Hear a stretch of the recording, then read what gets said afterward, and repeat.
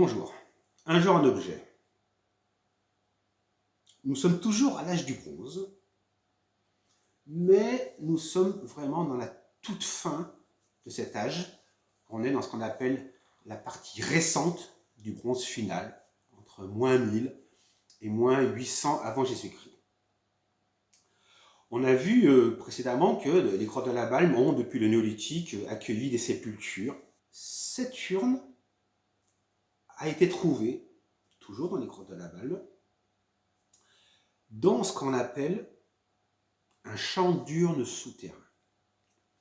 Qu'est-ce qu'un champ d'urne souterrain? Un champ d'urne souterrain, c'est un ensemble de vases qui sont déposés dans des grottes, et ces vases contenaient les cendres des défunts qui ont été incinérés. Donc on est dans ce qu'on appelle un rite funéraire à incinération. Pour information, lors de la fouille, plus de 177 urnes ont été trouvées. Si on observe un peu mieux cette urne, on est dans ce qu'on appelle de la céramique cannelée. De la céramique à pâte fine cannelée. En regardant la forme très régulière, avec une panse biconique et un col cylindrique, avec une lèvre bien marquée, avec au changement de pente de la panse, deux cannelures ici, et entre la panse et le col, trois cannelures. Une céramique bien luisante, bien lissée, à pâte très fine, dans ce qu'on appelle de la céramique à pâte fine, assez typique de cette période du bronze final.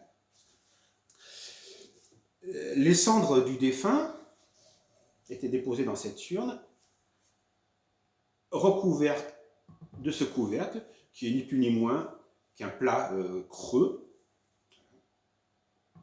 Ce qu'on note à cette période, entre le bronze moyen, jusqu'à moins 1500 avant Jésus-Christ, jusqu'à la fin du bronze final, 800 avant Jésus-Christ, un changement radical de technologie. Les céramiques sont de plus en plus fines. Les formes de plus en plus élaborées. Les parures en bronze sont de plus en plus fines. La technologie a énormément progressé pour la cuisson de ces céramiques et pour le moulage et la fonte de l'alliage de bronze. Les progrès dans la maîtrise des fours, du chauffage ont été énormes. Est-ce que les progrès de la céramique ont profité au bronze ou est-ce que les progrès du bronze ont profité à la céramique? On ne sait pas, mais en tout cas l'évolution elle est concomitante. Nous savons que ces changements et ces évolutions nous viennent et ont commencé en Europe centrale.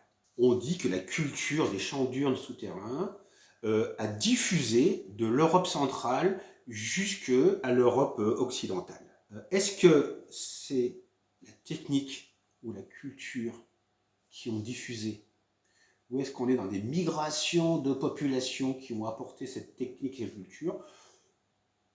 Les avis divergent, mais en tout cas, il faut retenir qu'entre le bronze moyen et le bronze final, une énorme évolution. On peut aussi noter qu'entre le bronze moyen et le bronze final, à la fois en quantité d'objets, en densité d'occupation, en densité de sites archéologiques, il y a eu une augmentation énorme.